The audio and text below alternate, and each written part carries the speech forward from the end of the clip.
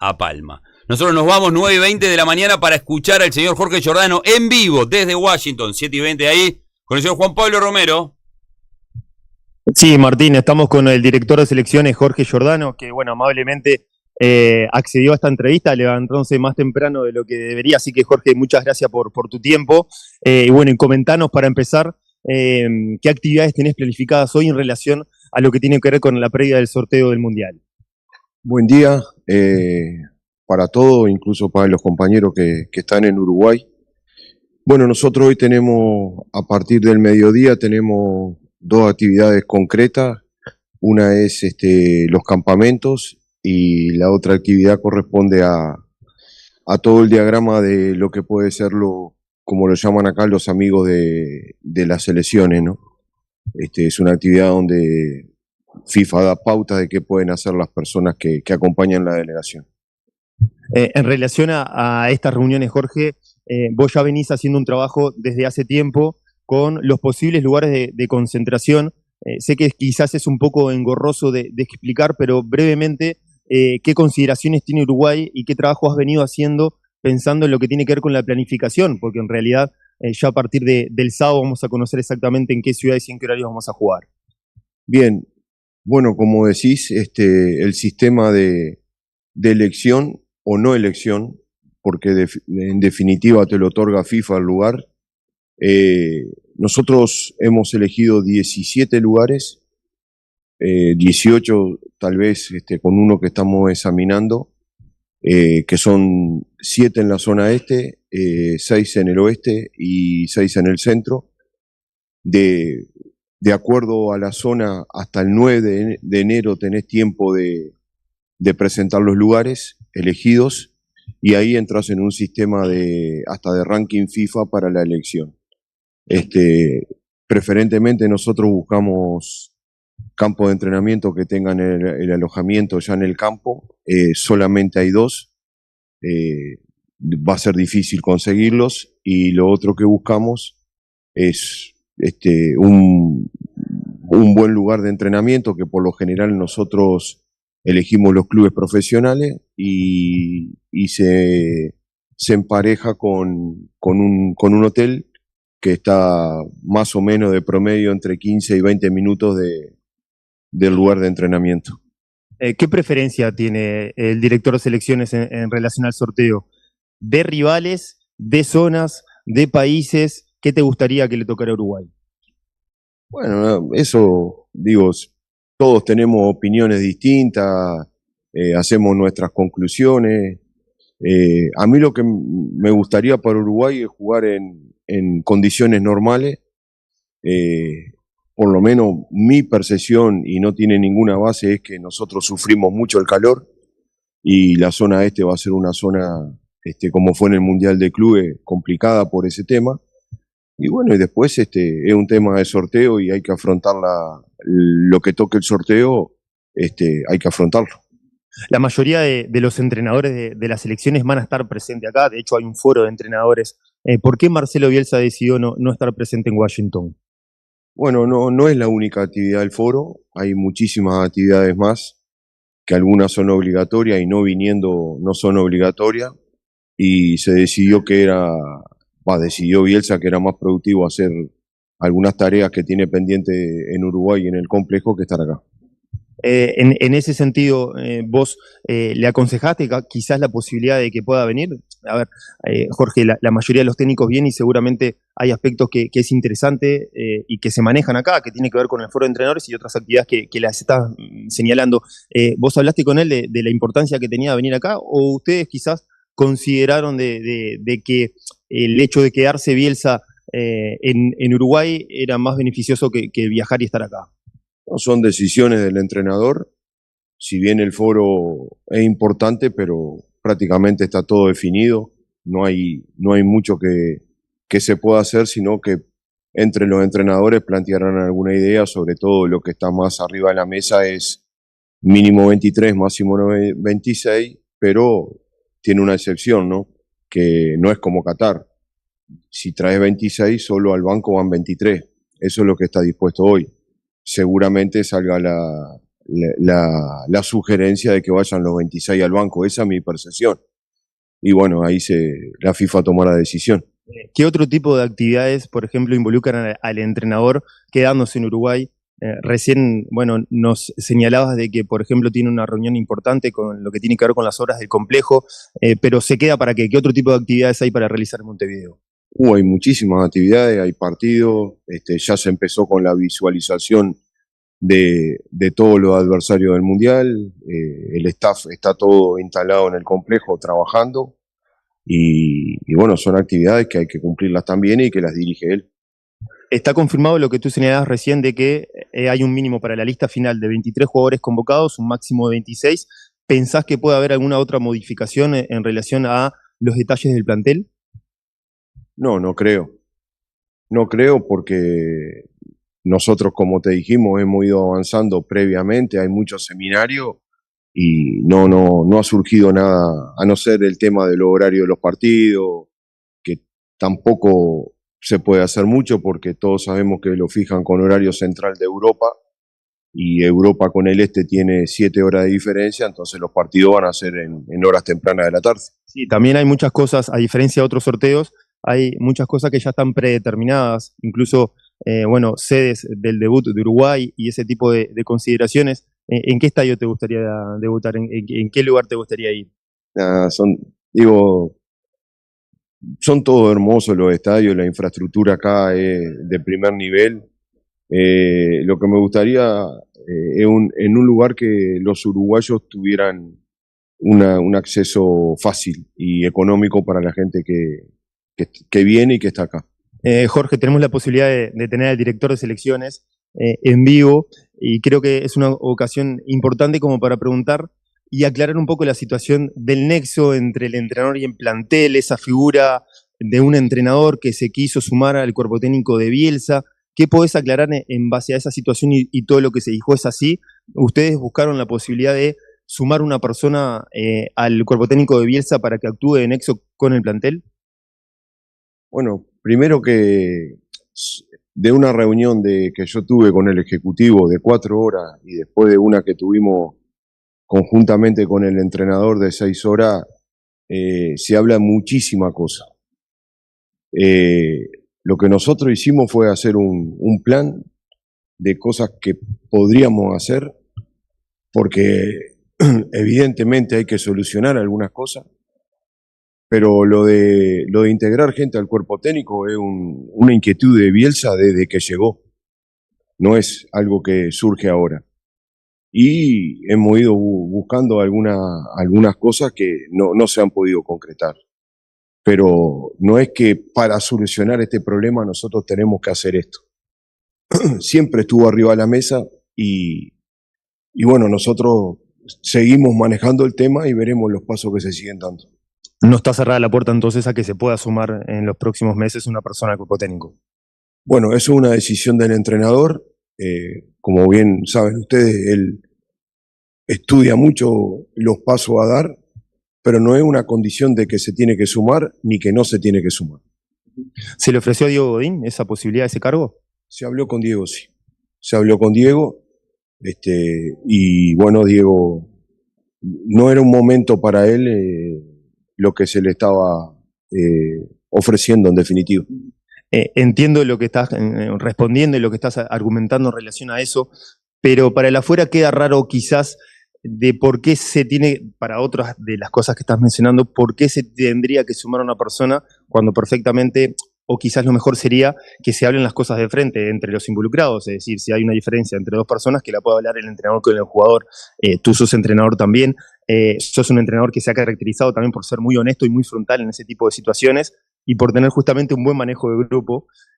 ¿No considerás que sumando a una persona ahora que se lo relaciona naturalmente a todo lo que ha pasado con el vínculo jugador-entrenador, no genera ese tipo de suspicacias y ese tipo de comentarios hacia el afuera?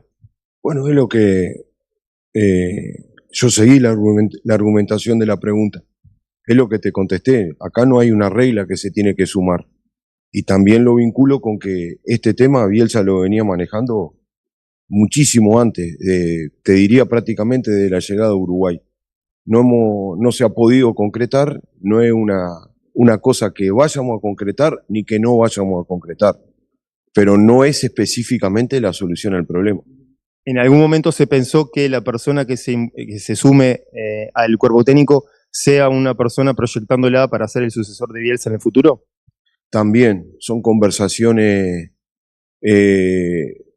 son algunas frases de conversaciones que tiene vínculo con el técnico de la 20, entonces están totalmente sacadas de contexto, por eso es buena la pregunta para que tengan una información donde apoyarse. No es ese, ni que la persona que trabaje con Bielsa va a ser el entrenador de Uruguay del 2030. Eso fue una conversación de un plan que estamos llevando a cabo en juveniles, pero no es esa la idea. ¿Por qué se ha demorado la elección del técnico de la sub-20? Porque tenemos tiempo para trabajar y algunos entrenadores que nosotros estamos visualizando, algunos sí, otros no tienen actividad y no queremos apurarnos en esos pasos. Y en ese sentido, Jorge, Mauricio Victorino es un hombre que hace mucho tiempo que está en la vuelta, es un entrenador que muchos opinan de que tiene el perfil o tendría el perfil como para sumarse a la estructura de selecciones. Es uno de los nombres apuntados tanto para un rol como para el otro, es decir, como para ser nexo en el plantel en el cuerpo técnico de primera, como para ser técnico de sub-20. Con Mauricio, cuando nosotros hicimos la entrevista con los técnicos de la 20, con los anteriores técnicos de la 20, fue entrevistado. Es un perfil que se ajusta a lo que buscamos, un entrenador desarrollándose, joven, con pasado en selecciones, conoce lo que son las competencias internacionales, conoce lo que son los torneos donde si perdés el primer partido prácticamente perdés la clasificación. Es decir, hay un montón de consideraciones para elegir un entrenador que va a jugar internacionalmente, que prácticamente entrena un año y no compite, y después compite una semana y está el futuro de la selección. Entonces, bueno, es un perfil que nosotros siempre estamos siguiendo de cerca. ¿Se pensó también en Paulo Pesolano? ¿Se contactaron con él? No, porque yo sepa no. ¿Y Marcelo Broli, existe la posibilidad de un regreso a las selecciones? Bueno, Marcelo tiene una actividad importante en Arabia. Sinceramente, hace como 6 meses que no hablo con Marcelo y tengo una muy buena relación con él. Pero son entrenadores que ya se desarrollaron, que ya están en el exterior, que las situaciones son distintas. Por eso a veces hay que esperar que finalicen los torneos y volver a explorar qué entrenadores están con disponibilidad y que vean como un paso en su carrera integrarse a los cuerpos técnicos de selecciones. Jorge, una de las particularidades del actual cuerpo técnico es la forma de trabajar tan profesional que tiene. Y en relación a eso, ¿qué información les llegó a ustedes con el tema de Ronald Araujo? Se están hablando muchas cosas en España. ¿Se contactaron con el jugador? ¿Se contactaron con el club? Ustedes, y en tu caso como director de selecciones, ¿cuál es la información que manejan en relación a su tema? Bueno, Ronald no está pasando por un buen momento, evidentemente. Todo el staff de selecciones y toda la parte administrativa ha mantenido, o por lo menos ha intentado comunicarse con él. Él ha tenido comunicación con personas de la selección y lo estamos acompañando en el momento y tratando de estar a las órdenes y a disposición. Acá, de cierta forma, como que hay un tema que creo que es el primordial y es las exigencias y las presiones con las cuales lidian habitualmente jugadores de élite y jugadores del primer nivel. En tu experiencia, ¿cómo se acompaña y cómo se ayuda en un proceso a un jugador cuando las cosas no están saliendo, cuando no encuentra la solución o no encuentra la fórmula como para revertir determinadas situaciones que se entienden como negativas, se van sumando situaciones negativas y va complicando la situación? ¿Cómo se debe gestionar para un jugador de élite el tema de las críticas y el tema del manejo de las emociones en esto que sabemos que si bien tienen muchos beneficios los jugadores de élite, también hay otros muchos elementos que quizás no se perciben demasiado hasta que ocurren este tipo de situaciones donde un jugador involucra todo lo que tiene que ver con su salud mental y se anima también a hablar de la salud mental. Bueno, evidentemente es un tema que muchísimos profesionales hoy lo padecen, ¿no? Hasta en nuestra liga hay muchos casos, en juveniles nosotros hemos detectado muchos casos. El caso de los futbolistas de élite que no están en Uruguay, nosotros lo que hacemos es, primero, manifestarle que estamos ahí para lo que necesiten, no tratamos de invadirlo. Sí tenemos una escucha activa en caso de que el jugador quiera manifestarse y tenemos un cuerpo profesional al que continuamente consultamos, que nos aconseja en los pasos a seguir. Y en caso de que el futbolista y su entorno decida tener una ayuda profesional, también estamos dispuestos a brindársela. Pero son temas delicados, temas que los futbolistas lo van resolviendo a su manera. Lo que nuestro deber es estar presentes sin invadir y tener una escucha activa y sobre todo asesorarnos con los encargados y con la gente que tiene la idoneidad y profesionalidad. ¿Hubo algún jugador del plantel de la selección uruguaya que te llamó para hablar de la situación con Marcelo Bielsa? No, ninguna. ¿Tú sentiste la necesidad de tener que contactarte con algún referente, con algún capitán como para hablar del tema? Es que yo, mira, sobre el tema, en esto soy bastante antiguo, es un tema que nosotros tenemos que analizar, tener una escucha y resolverlo internamente. Esa es mi posición y no creo que la cambie. También pongo en contexto cuándo sucede esto y sucede después de una derrota que a todos nos dolió mucho a pesar de ser un partido amistoso, y yo en mi carrera como entrenador he perdido muchas veces por 5 goles y hay una regla íntima de un vestuario que no se puede hablar ni el staff ni los futbolistas en esos momentos, porque son momentos que no estás como para analizar fríamente algo. Evidentemente nosotros sí tenemos que escuchar activamente y solucionarlo internamente, y en eso estamos. Eso es lo que yo siento de este tema, y también siento que, bueno, que evidentemente los jugadores necesitan de ser escuchados y nosotros los vamos a escuchar en el ámbito que corresponde y con las personas que tienen que estar involucradas y tratar de resolverlo internamente. Diste un informe muy positivo sobre la conducción de Bielsa cuando fuiste convocado a hablar con el Ejecutivo, con el presidente Ignacio Alonso. ¿Qué cosas de la conducción de Bielsa no se ven? ¿Por qué Bielsa tiene que seguir hasta el Mundial y ser el técnico de Uruguay en el Mundial? ¿Por qué ese informe tan positivo en relación a lo que es la conducción de Bielsa? Mirá, a mí me ha tocado en este periodo hacer informe de 2 entrenadores. Uno fue de Diego Alonso después del Mundial, que mi informe fue positivo. Y bueno, después por temas del Ejecutivo y de Alonso no se vinculó. Y el informe de Bielsa es positivo porque, para resumírtelo, la estructura está tranquila con la profesionalidad del entrenador y con el don de gente que es, y sobre todo con la profesionalidad, la profundidad y cómo ha tomado este trabajo y cómo lo ha desarrollado. Entonces yo siento que tengo que estar al lado de un entrenador que quiere lo mejor para el fútbol uruguayo. Ahora, si uno ve los resultados y la mayoría de los rendimientos posteriores a la Copa América, Uruguay ha tenido un retroceso con respecto a lo que fue el comienzo del siglo de Bielsa, y no hablando solamente de resultados, también hablando del juego, de situación de goles creadas, de intensidad del equipo, de todos los que percibimos en el primer año de la conducción de Bielsa.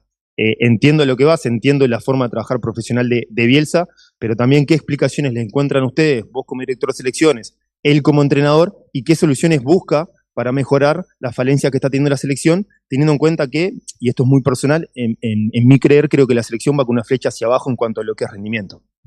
Bueno, esa pregunta la ha contestado continuamente el entrenador en las conferencias de prensa. Si ustedes revisan las conferencias de prensa, él ha sido muy crítico de su gestión y ha dicho entre otras cosas, que no ha podido hacer jugar a Uruguay como en el último periodo, como a él le gustaría. Eso es prácticamente, estoy copiando y pegando lo que él dice. Yo con los resultados tengo algunos matices con lo que dijiste. Creo que Uruguay, a no ser en el 2011, la figuración de la Copa América es buena y el nivel de juego fue bueno. El principio de la eliminatoria fue muy bueno. Después sucede lo del episodio con Colombia, que eso afectó en cuanto a cantidad de jugadores, en cuanto a conformación del plantel. Las cosas como son, el episodio de Luis también afectó internamente a todos, y yo en un momento dije que de eso no sale nadie favorecido, al contrario de lo que opinaba algún sector, de que no, los problemas te fortalecen. Este es un problema que no fortaleció a nadie, y sigo haciendo el mismo razonamiento. Y después sí, bueno, el último segmento, creo que empatar en Brasil, ganarle a Colombia, ganarle contundentemente a Perú, creo que clasificar sin usar ningún cupo extra de lo que es la eliminatoria, no salir tercero por un punto. Es decir, en cuanto a los resultados, yo lo pondría como un equilibrio, ¿no? Como que no fue brillante como el inicio, pero tampoco lo calificaría como algo que no fue bueno, sino que mantendría un equilibrio por ponerle un ranking en un punto 6, un punto 7 de toda la eliminatoria. Hay preocupación por la pérdida de minutos de varios de los titulares de la selección en sus clubes y por algún lugar que quizás hace un tiempo atrás tenían que hoy no tienen. Quizás algunos que eran titulares indiscutidos hoy ya no lo son y entran, otros que quizás entraban capaz que no entran tanto y que han perdido minutos en sus equipos. Bueno, toda la estructura y sobre todo el cuerpo técnico sigue muy de cerca de eso, está muy pendiente, siempre está comunicado con los futbolistas, tratando de ayudarlos de la manera que se puede, y obviamente que un jugador que compite a ese nivel y tiene minutos, tiene un desarrollo, y el que por distintas razones no tiene minutos, bueno, tiene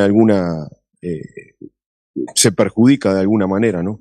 La última, Jorge, que te tenés que ir a la reunión. En relación a las obras del complejo, que hace tiempo que se escucha hablar de las obras del complejo, ¿qué es lo que se está haciendo y qué incidencia tuvo, qué injerencia tuvo Bielsa también en ese tipo de cambios que se están dando en el complejo Uruguay Celeste? Bueno, las obras del complejo son obras que siempre se están haciendo, y sobre todo utilizando los fondos y no pidiendo plata en la federación, ¿no? Sino que ingeniándonos de utilizar los fondos FIFA, que para eso tenemos la compañía de Victoria Díaz y Andrea Lafranco, que son especialistas en el uso de los fondos, y el diseño deportivo, que pasa, bueno, por mí y sobre todo también porque Bielsa esté de acuerdo, porque es el entrenador que está desarrollando. Nosotros, junto con Bielsa, considerábamos que Uruguay tenía que tener un sintético, ya que parte del Mundial y parte de la eliminatoria, algo que lo vemos lejano, pero se juegan en pisos híbridos, anteriormente había dicho sintético, pisos híbridos, y nosotros con algunas modificaciones, uniendo canchas, dejando toda una tabla verde, vamos a lograr prácticamente 12.000 metros de híbrido, que nos da una posibilidad de manejo de espacios y de armado de lugares prácticamente de 2 canchas más las que teníamos, y que un lugar que va a ser el usufruto mayor va a ser de los juveniles, porque en definitiva son los que están ahí. Entonces el predio hoy va a recuperar de espacio 14.800 metros, que son 2 canchas dentro del predio, con espacio para arqueros, con espacio para finalizaciones, con espacio para entrada en calor, que son espacios que por lo general son los más dañados y llevan mucho mantenimiento. Y hay una segunda etapa que es todo lo edilicio, que será en el plan, está pensada para 2027. Que una del tintero, con respecto a los amistosos de marzo, ¿Se está esperando que no sea Inglaterra rival para confirmar ese partido? Bueno, sé que ha habido un avance con Inglaterra, creo que por el lado de la embajada, deportivamente no ha sido el vínculo conmigo. Y obviamente que hay que esperar un poco el sorteo porque si te toca, no podés jugar para hacerlo fácil. Pero estamos trabajando mucho con lo de marzo y creemos que va a ser una buena fecha FIFA para Uruguay. ¿Estarías de acuerdo con un rival fuerte como Inglaterra para esa fecha o preferirías uno de menor nivel? No. Estamos de acuerdo, nosotros entramos en el último semestre o en el último tramo del torneo mundial y bueno, hay que tener partidos importantes. Jorge Giordano, muchísimas gracias por tu tiempo y que sea lo mejor para Uruguay en este sorteo. Muchísimas gracias, un abrazo a todos. Y ahí, Martín, que me enteré que ahora que te operaron, bueno, pronta recuperación. Gracias, Jorge. Gracias. Gracias, Juan. Gracias, Jorge, también. Una muy buena nota de Juan Pablo Romero con el señor Jorge Giordano. Habló de todo.